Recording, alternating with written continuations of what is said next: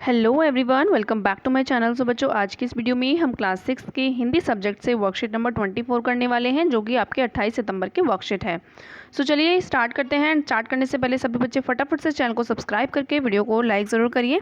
तो चलिए यहाँ पर हम देखते हैं क्या दिया हुआ है। प्यारे बच्चों, पिछले कार्यपत्रक में हमने लेखक प्रेमचंद द्वारा लिखी कहानी नादान दोस्त के बारे में पढ़ा और जाना कि केशव और श्यामा के घर के कॉर्निस पर एक चिड़िया ने अंडे दिए हैं और उनके अंडों को देखकर दोनों उनकी देखभाल में जुट जाते हैं। तो चलिए आगे देखते हैं कि दोनों बच्चे चिड़िया के लिए कैसे और क्या क्या काम करते हैं। यानी कि आपने पहले स्टोरी में पढ़ा था कि दो केशव और श्यामा दोनों भाई बहन थे और उनके घर के कॉर्निस पर चिड़िया के अंडे दे दिए थे। तो उनकी देखभाल करने में दोनों ही बच्चे लग गए थे। कभी दाना रख रहे थे, कभी पानी रख रहे थे और कभी उसके धूप से बचाने के लिए उसको कपड़ा जो है कपड़े की छत बनाई थी। ठीक है, तो दोनों इसी काम में लगे हुए थे। तो चलिए देखते हैं आगे दोनों क्या क्या काम करते हैं। तो श्यामा दोनों हाथों से स्टूल पकड़े हुए थी। श्यामा ने क्या किया, दोनों हाथों से स्टूल पकड़ा। स्टूल चारों टांगे बराबर ना होने के कारण जिस तरफ ज़्यादा दबाव पाता था ज़रा सा हिल जाता था। ठीक है, तो जो स्टूल उसने पकड़ा हुआ था वो थोड़ा टूटा हुआ था, जिस वजह से क्या है वो बार बार हिल जाता था। तो उस वक्त केशव को कितनी तकलीफ़ उठानी पड़ती थी। जैसे ही उसको स्टूल हिलता था तो केशव को बड़ी तकलीफ़ होती थी। यह उसका ही दिल जानता था। तो ये वही जानता था कि उसको कितनी तकलीफ़ होती थी जब श्यामा के हाथ से स्टूल जो है वो हिल जाता था, क्योंकि वो स्टूल जो है वो टूटा हुआ था। दोनों हाथों से कॉर्निस पकड़ लेता और श्यामा को दबी आवाज़ से डांटता। ठीक है, जैसे ही उसका स्टूल हिलता था तो वो क्या करता था, दोनों हाथों से कॉर्निस को पकड़ लेता था और श्यामा को दबी आवाज़ से डांटता था कि अच्छी तरह पकड़ वरना उतर कर बहुत मारूंगा। ठीक है, तो वो दबी आवाज़ में क्यों बोल रहा है, क्योंकि वो ये काम जो है अपनी माँ बाप से छुप के कर रहे थे। मगर बेचारी श्यामा का दिल तो ऊपर कॉर्निस पर था, लेकिन श्यामा का दिमाग सब कॉर्निस की तरफ ही लगा हुआ था। ठीक है, उसका ध्यान वहाँ था ही नहीं डांट की तरफ। बार बार उसका ध्यान उधर चला जाता और हाथ ढीले उसके पड़ जाते, जिस कारण जो है केशव गिरते गिरते बच जाता। तो केशव ने जो ही कॉर्निस पर हाथ रखा दोनों चिड़िया उड़ गई। ठीक है, तो वो दोनों क्या है वहाँ पर चढ़ने की कोशिश कर रहे थे कॉर्निस पर। तो केशव ने वहाँ पर जैसे ही हाथ रखा तो दोनों चिड़िया उड़ जाती हैं। तो केशव ने देखा कि कॉर्निस पर थोड़े तिनके बिछे हुए हैं और उन पर 3 अंडे पड़े हैं।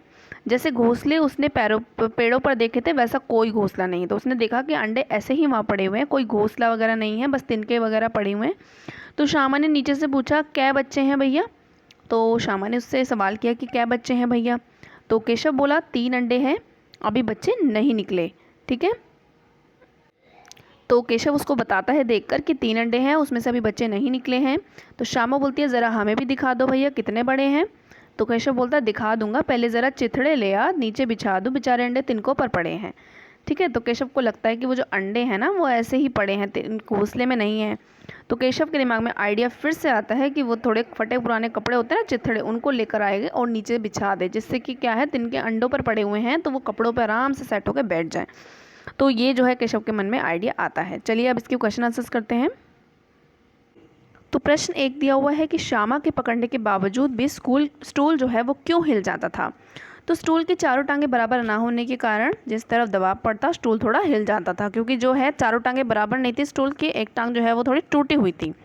प्रश्न नंबर 2 देखो, अच्छी तरह पकड़ वरना उतर कर बहुत मारूंगा, ये किसने कहा था और किसको कहा था। तो ये जो है केशव ने श्यामा से कहा था। प्रश्न नंबर 3 आपको दिया हुआ है कि कॉर्निस पर कितनी चिड़िया थी। तो 2 चिड़िया थी। जब वो चढ़ा था कॉर्निस पर तो दोनों चिड़िया उड़ गई थी ना, तो 2 चिड़िया थी। प्रश्न नंबर 4 है कै बच्चे हैं भैया में कै का अर्थ क्या है। तो श्यामा अपने भाई से पूछती है कि कै बच्चे हैं भैया, तो इसमें उसका मतलब ये होता है कि कितने बच्चे हैं। ठीक है, तो कितने आएगा कै का मतलब। अब आगे बढ़ते हैं। यहाँ पर एंड में आपको एक गतिविधि दी हुई है जिसमें बोला गया है कि गद्यांश में आए सभी संज्ञा शब्दों को छांट कर लिखिए। तो गद्यांश में कौन कौन से संज्ञा शब्द हैं वो हम गद्यांश में से ढूंढते हैं और उनको आप इसमें लिख देना। तो कौन कौन से संज्ञा शब्द हैं, श्यामा है, ठीक है, स्टूल है। ठीक है, स्टूल जो चीज़ बार बार रिपीट हो रही है, यहाँ पे दोबारा स्टूल लिखा है तो उसके नीचे मैं अंडरलाइन नहीं कर रही हूँ। आगे देखते हैं।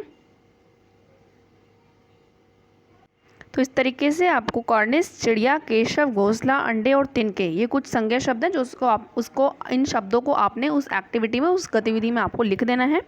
एंड जाने से पहले करना है वीडियो को लाइक। मिलता है नेक्स्ट वीडियो में। Thank you for watching.